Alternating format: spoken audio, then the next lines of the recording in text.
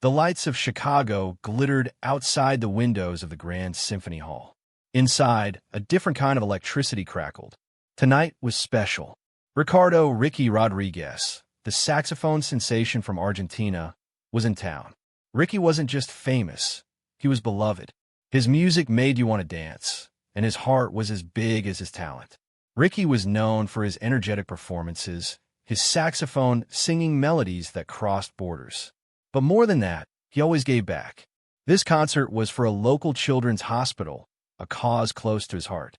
The hall was packed, every seat filled with people eager to hear Ricky's music and support the kids. The air buzzed with anticipation. Tonight, Chicago was ready to swing. Backstage, the energy was a concentrated hum. Musicians warmed up, scales rippling through the air like playful waves. Ricky, in his sharp suit, stood calmly amidst the controlled chaos. His beloved saxophone, a gleaming gold, rested gently in his hands. He ran a soft cloth over its surface, his fingers dancing over the keys. A few final tweaks, a quick blow to test the reed. The sound that emerged was pure magic, a single note that held the promise of the music to come. He closed his eyes for a moment, picturing the smiling faces in the audience, the children who would benefit from tonight's generosity. He couldn't wait to share his music with them. He was ready. A sharp knock on the door shattered the peaceful moment. Before anyone could answer, two figures in dark jackets strode into the room. Their faces were grim, their eyes scanning the room until they landed on Ricky. A hush fell over the backstage area. The music stopped. Ricardo Rodriguez, one of the figures asked, his voice flat and official. Ricky nodded, a flicker of confusion crossing his face. "That's me. We need to speak with you," the agent said, stepping closer. The other agent moved to block the doorway. The air thickened with tension. Ricky's bandmates exchanged worried glances. Something was terribly wrong. The joyful anticipation of the concert vanished, replaced by a cold, creeping fear. "We have reason to believe you've overstayed your visa, Mr. Rodriguez," the first agent stated, his voice unwavering. Ricky's eyes widened in disbelief. "That's impossible. I just renewed my artist visa last month. I have the paperwork right here." He gestured to his manager, Maria, who quickly retrieved a folder from a nearby table. Ricky took the folder, his hands trembling slightly, and opened it, pulling out the official document. He held it out to the agent. "See? It's valid. It doesn't expire for another 2 years." The agent barely glanced at the document. "That will need to be verified. We're going to have to ask you to come with us." Without another word, the agents moved forward. One of them took Ricky's arm, placing him in handcuffs, the cold metal bit into his skin. Maria gasped, her hand flying to her mouth. Ricky's bandmates surged forward, protesting loudly. "What are you doing? He has a valid visa," cried Javier, the trumpet player. "This is ridiculous. He's supposed to be on stage in 5 minutes," exclaimed Sarah, the pianist. The concert organizers rushed backstage, their faces etched with panic. They pleaded with the agents, explaining the importance of the concert and Ricky's contributions to the community. But the agents remained impassive. They were there to do a job, and they weren't going to be swayed. Ricky was led away, leaving behind a scene of utter chaos and disbelief. The delay stretched on, and the murmur in the concert hall grew louder. People started whispering, wondering what was taking so long. Then, a few audience members who had seen the commotion backstage began to spread the news.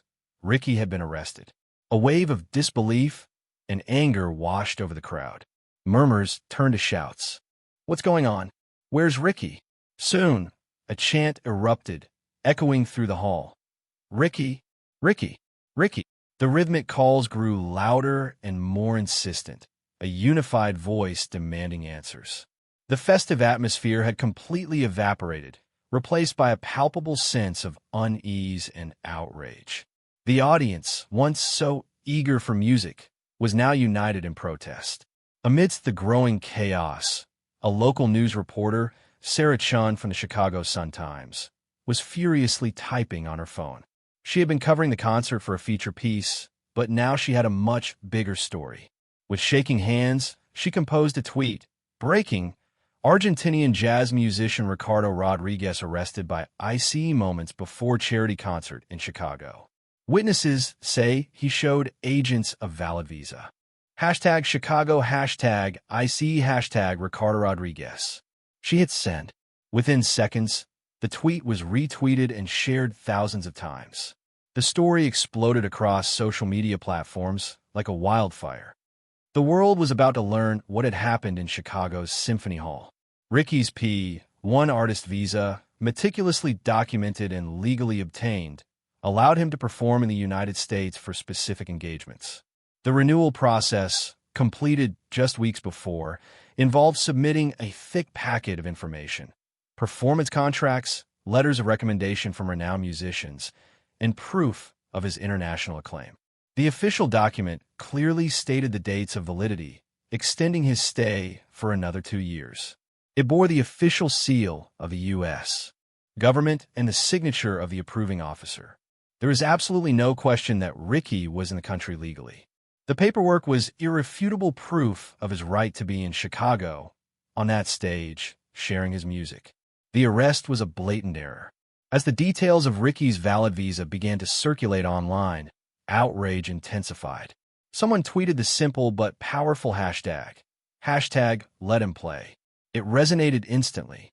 Fans seized upon it, sharing it alongside messages of support, links to news articles, and videos of Ricky's electrifying performances.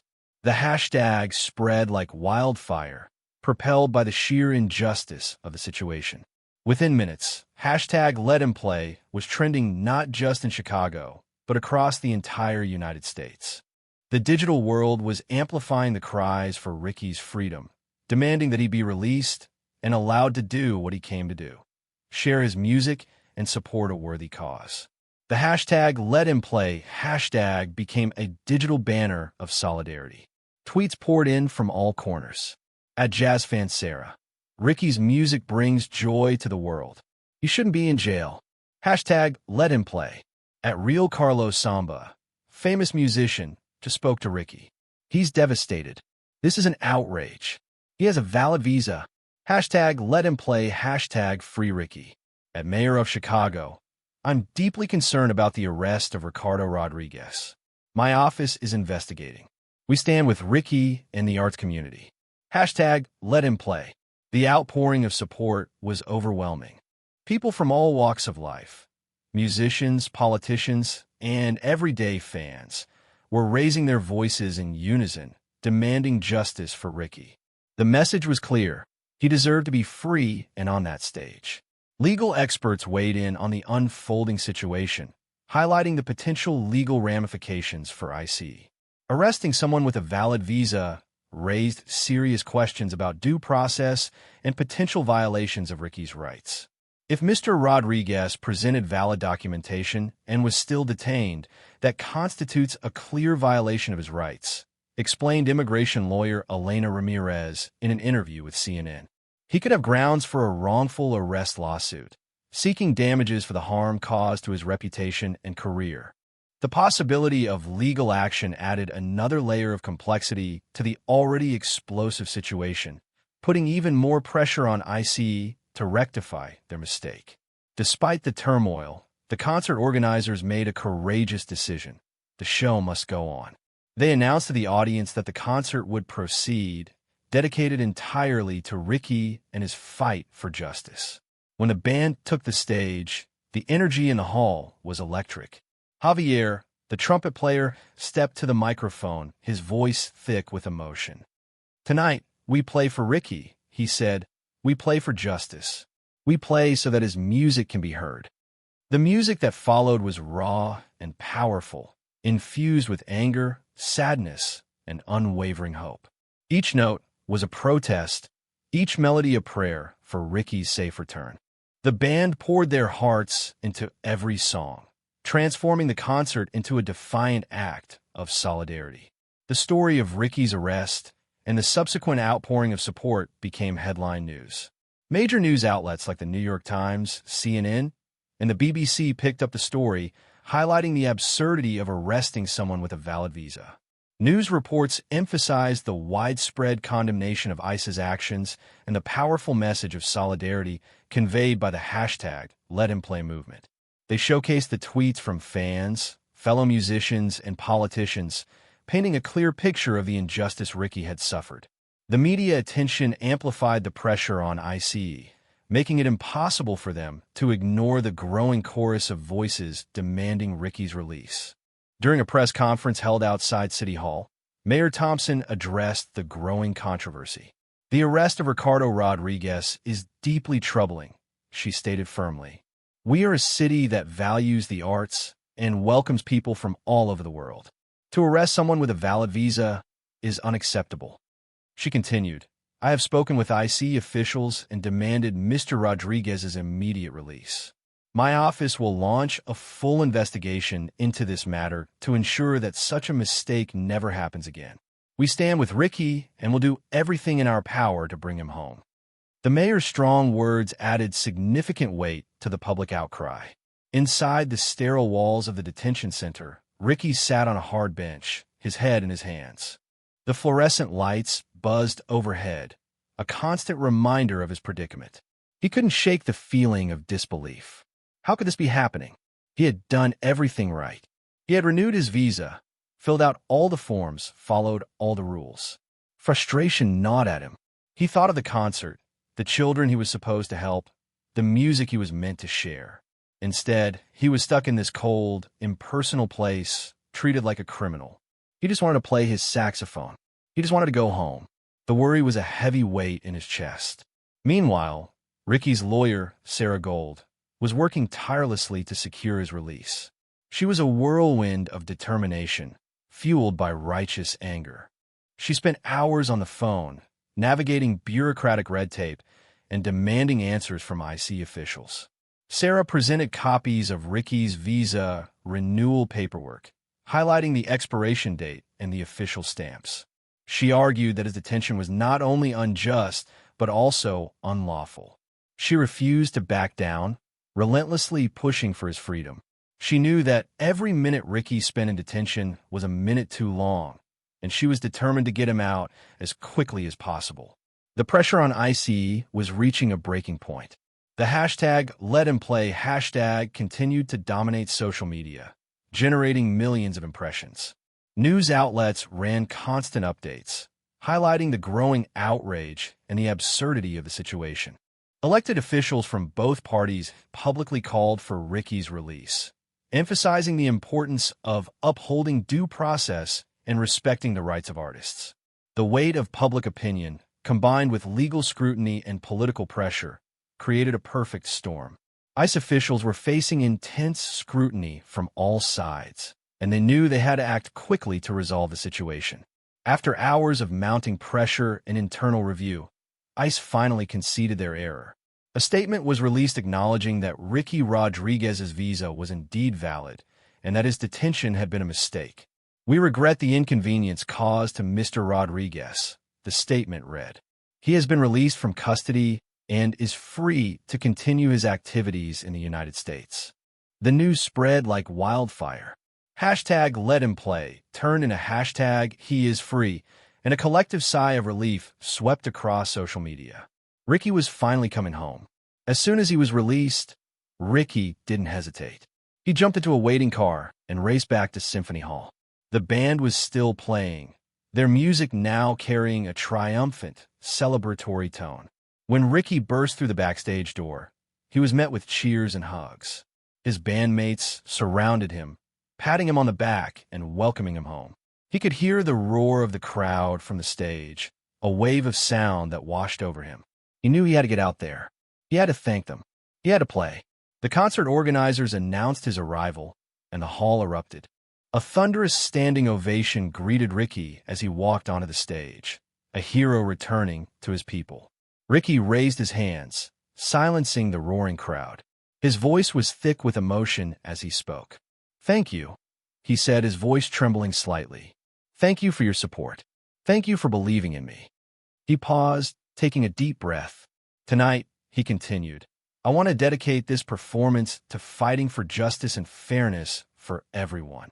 What happened to me should never happen to anyone. We must stand together and make sure that everyone is treated with respect and dignity.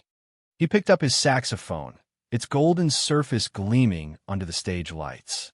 He closed his eyes for a moment, then began to play. The music soared, a testament to his resilience and his unwavering belief in a better world. The Symphony Hall transformed into something more than just a concert venue. It became a sanctuary, a place where people came together to celebrate Ricky's freedom and to stand up against injustice.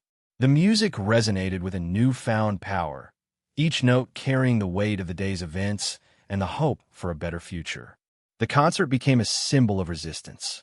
People danced, cheered, and sang along, their voices united in a chorus of defiance. It was a celebration of Ricky's spirit, the power of community, and the unwavering belief that even in the face of adversity, music can bring people together and inspire change. The energy was palpable, a living testament to the power of hope. The aftermath of Ricky's arrest sparked widespread calls for accountability. The Department of Homeland Security launched an internal investigation into ICE's actions, seeking to determine what went wrong and how to prevent similar incidents in the future. The mayor of Chicago also initiated a separate investigation, focusing on the potential for racial profiling and bias within ICE's enforcement practices. Discussions began in Congress about potential policy changes to ensure that artists and other visa holders are treated fairly and with respect.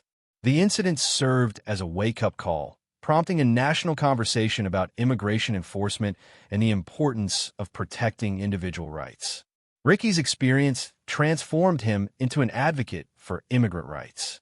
He continued his tour, but his concerts now carried a new message. He used his platform to share his story, raising awareness about the challenges faced by immigrants and the importance of fair and just treatment for all. At each performance, he spoke passionately about the need for visa reform and the importance of respecting the rights of artists and other visitors to the United States. He partnered with immigrant rights organizations, donating a portion of his concert proceeds to support their work. Ricky's music became a vehicle for change, amplifying the voices of those who often go unheard. Ricky's story is a powerful reminder of the impact of social media in the 21st century. A single tweet from a local reporter ignited a global movement, demonstrating the ability of ordinary people to come together and demand justice. The hashtag #LetHimPlay hashtag became a rallying cry, amplifying the voices of those who felt Ricky's arrest was wrong. It showed how quickly information can spread and how effectively public opinion can be mobilized through online platforms. Social media played a crucial role in holding authorities accountable and ensuring that Ricky's story was heard around the world. It proved that even in the face of injustice, collective action can make a difference.